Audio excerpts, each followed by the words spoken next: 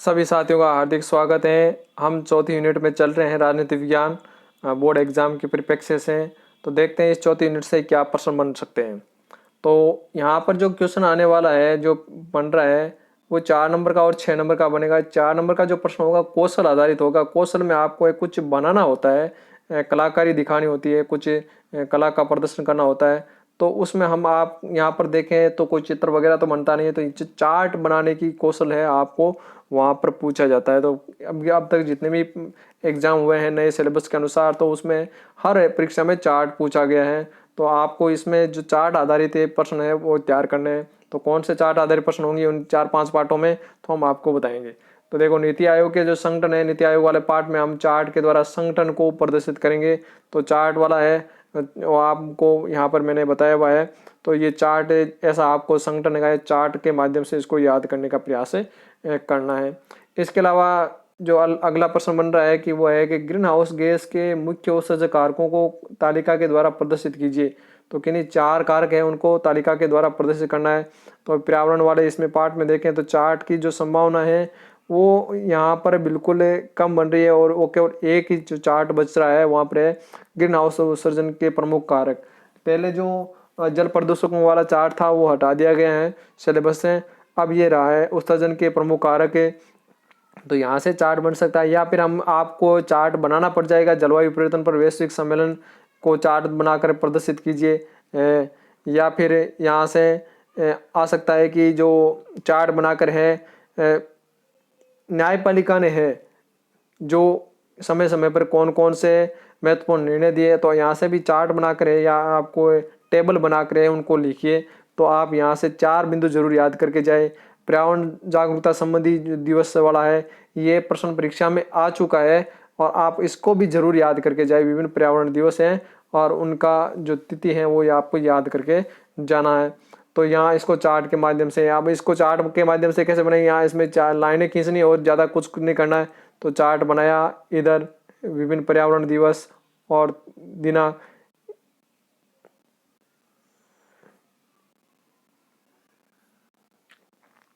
तो यहाँ पर पर्यावरण दिवस लिख देंगे और यहाँ पर दिनांक लिख देंगे। ठीक है, तो इसके माध्यम से आप चार्ट बनाकर बिल्कुल प्रस्तुत कर सकते हैं। ऐसा चार्ट बन गया, तो आप इसको चार्ट बना के ज़रूर सीखें।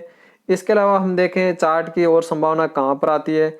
तो चार्ट की जो संभावना है इस पार्ट में तो समाप्त हो गई। अगले पार्ट में हम देखें भारत और वैश्वीकरण में।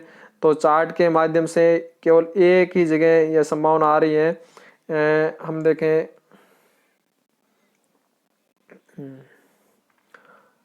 यहाँ से विभिन्न सांस्कृतिक प्रभावों को बढ़ाने वाले माध्यम, यहाँ से चार्ट बन सकता है। इसको आप ये ध्यान दें, सांस्कृतिक प्रभाव बढ़ाने वाले माध्यम। या फिर चार्ट के माध्यम से ये भी हो सकता है कि वैश्वीकरण के प्रभावों को चार्ट या टेबल के माध्यम से दर्शाए। राजनीतिक प्रभाव, सांस्कृतिक प्रभाव, सामाजिक प्रभाव, आर्थिक प्रभाव।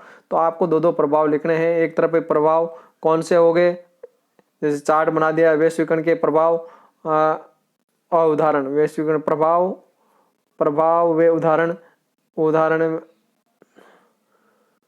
तो हम देखें सबसे पहले कि राजनीतिक प्रभाव क्या है, 1-2 प्रभाव आप यहाँ लिखिए। फिर आर्थिक प्रभाव लिखें, तो आर्थिक प्रभाव यहाँ दिखा सकते हैं। फिर सांस्कृतिक प्रभाव लिखें, सांस्कृतिक 1 प्रभाव यहाँ लिख दिया। सामाजिक प्रभाव 1 यहाँ लिख दिया। तो इस प्रकार चार्ट बना सकते हैं। आगे हम देखते हैं अगले पार्ट में से, और यहाँ से चार्ट की कोई संभावना नहीं है। अगला जो नव सामाजिक आंदोलन है, वहाँ पर जो नव सामाजिक आंदोलन जो के प्रकार हैं उसको भी मैंने चार्ट के माध्यम से दिया है कि सामाजिक आंदोलन को उदाहरण सहित तालिकाबद्ध कीजिए। तो ये सामाजिक आंदोलन हो गए और उनके उदाहरण आपको बताने। तो एक तरफ लिख देंगे सामाजिक आंदोलन और दूसरी तरफ उसके उदाहरण। तो इसकी 4 टेबल बन जाएगी। तो जो उदाहरण है, पहला परिवर्तनकारी सामाजिक आंदोलन, दूसरा सुधारवादी सामाजिक आंदोलन, तीसरा उपचारवादी, चौथा वैकल्पिक सामाजिक आंदोलन। और उनके एक एक उदाहरण भी आप लिख सकते हैं। परिवर्तनकारी में नक्सलवादी, वामपंथी, ये सुधारवादी में ये श्री वैष्णव आंदोलन, ये लिंगायत आंदोलन, ये ठीक है। और उपचारवादी में ये लिख सकते हैं विशेष ये दलितों, पिछड़ों, अल्पसंख्यक वर्गों के आंदोलन, ये वैकल्पिक सामाजिक आंदोलन में ये लिख सकते हैं नारीवादी आंदोलन, ठीक है, पंजाब में अकाली आंदोलन। तो ये सारे एक एक उदाहरण आप लिख सकते हैं। इस प्रकार ये चार्ट बन सकता है। आगे चार्ट की संभावना, अगले पार्ट में हम देखें चार्ट की संभावना। तो यहाँ पर भी चार्ट की संभावना आप देखें तो विभिन्न सामाजिक न्याय की प्राप्ति के प्रमुख प्रावधानों को चार्ट के माध्यम से लिखिए। तो सामाजिक न्याय की प्राप्ति के जो प्रमुख हैं मूल अधिकार है उनको चार्ट के माध्यम से लिख सकते हैं। एक तरफ अनुच्छेद लिख देंगे और दूसरी तरफ लिखेंगे अधिकार, ठीक है, सामाजिक न्याय की प्राप्ति के अधिकार। तो अनुच्छेद 14 में क्या दिया गया, अनुच्छेद 15 में क्या दिया गया, अनुच्छेद 16 में क्या दिया गया, अनुच्छेद 17 में क्या दिया गया, या 16 तो तानी 17 और 23। तो ऐसे ये जो सामाजिक न्याय की प्राप्ति के संबंध जो अधिकार है उनको टेबल बनाकर आपको लिख सकते हैं। आर्थिक न्याय से संबंधित भी जो नीति निर्देश तत्व है वो भी आप यहाँ पर इनको लिख सकते हैं। तो चार्ट बनाना आपके लिए आसान होगा। तो महिला आरक्षण से संबंधित जो भी एक टेबल बनी हुई थी तो आप उसको भी, आरक्षण के इतिहास को यहाँ पर बिल्कुल टेबल बनाकर लिख सकते हैं।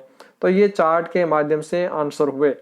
अब आता है कि जो बड़ा प्रश्न बनेगा वो उसमें कौन कौन से प्रश्न आ सकते हैं कि नीति आयोग के संगठन और उद्देश्यों की विवेचना कीजिए, या नीति आयोग की आवश्यकता और उद्देश्य लिखिए, या नियोजन क्यों आवश्यक है, नीति आयोग के उद्देश्य और आवश्यकताएं लिखिए। तो ऐसे प्रश्न आ सकते हैं, वहाँ पर आप इनके प्रश्न ढूंढें। ग्लोबल वार्मिंग से आपका क्या अभिप्राय है, इसके कारणों को लिखते हुए पृथ्वी पर पड़ने वाले विस्तृत प्रभावों का वर्णन कीजिए। तो ग्लोबल वार्मिंग जो अपना जो पर्यावरण वाला चैप्टर था उसमें था, उसको हम पढ़ेंगे पूर्ण रूप से, और उसमें हम देखेंगे कि ग्लोबल वार्मिंग है क्या।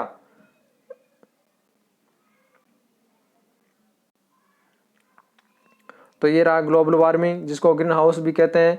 तो ग्रीन हाउस से प्रभाव क्या है और उसके कारणों को लिखेंगे और उसके प्रकारों को प्रदर्शित करेंगे, ठीक है।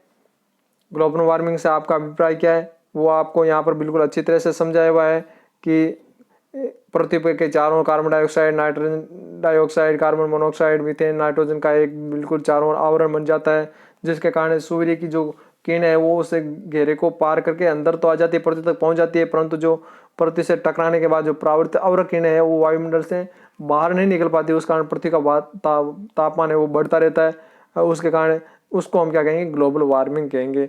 इसको हम ग्रीन हाउस भी कह सकते हैं।